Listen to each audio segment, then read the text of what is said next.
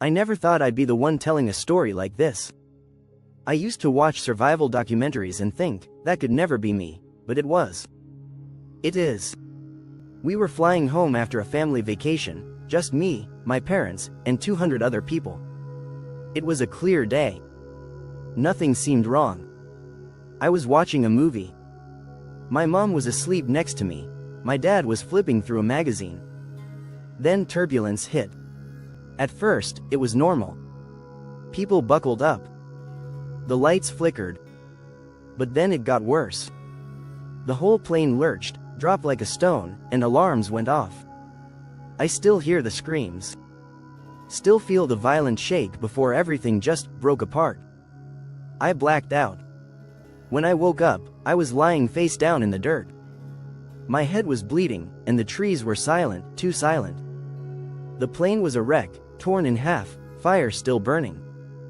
Bodies were everywhere. I called for my parents, ran through the trees, through the smoke, but they were gone. Everyone was. I was the only one moving. Somehow, I'd survived. I didn't even know how badly I was hurt. My body was in shock. The jungle around me was dense, like a wall, and it swallowed the wreckage whole. I made a shelter from plane debris. Found some food that hadn't burned. I kept telling myself rescue teams would come. Planes fly overhead all the time, right? But none came. No signal. My phone was useless. I couldn't even get GPS to work. For the first couple of days, I focused on surviving, water, food, fire. But the jungle, it wasn't just empty. It felt alive. Like it was watching me. At night, I started hearing things. Branches snapping. Soft thuds, like someone walking in circles around me. I thought it might be animals. Until I noticed something worse. My things were being moved. I'd fall asleep with my bag beside me and wake up with it across the camp. The third night, I found footprints, bare, human-like, but too long, too thin. I tried following them the next morning. They led into the thickest part of the jungle, then vanished. I marked trees with metal scraps and tried to find a way out, but every path I took brought me back to the same clearing, to the same wreckage. It was like the jungle was looping. Or maybe I was. On the fifth day, I found symbols carved into a tree, not with a knife, but like they were burned in. They didn't look human.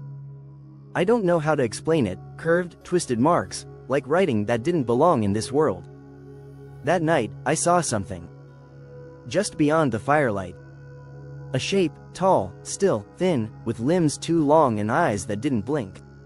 I stared at it for maybe 30 seconds before I blinked, and it was gone. I didn't sleep after that.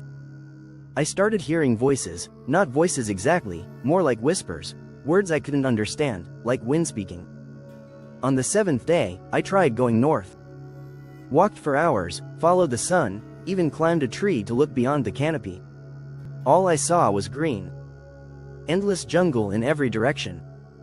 I should have been found by now. People survive crashes all the time, right? But then it hit me. What if they weren't looking for me? What if they couldn't? What if, to them, I never survived at all? On the 10th night, I woke up to the fire completely out. Everything was cold. And someone, or something, was standing over me. I couldn't move. I couldn't even breathe. It leaned in close. I didn't see a face, just darkness and heat and the sound of clicking. Like bones. I passed out. When I woke up, there was a word scratched into the metal beside me, my name. Perfectly spelled. No one else knew I was here. No one except whatever that thing is. I've stopped trying to escape. I've stopped counting the days. I don't even know if time works the same here anymore. My beard is growing. My voice is cracking. I keep recording this in case anyone ever finds it. Maybe someday, someone will. But if you do, don't come looking. I survived the crash.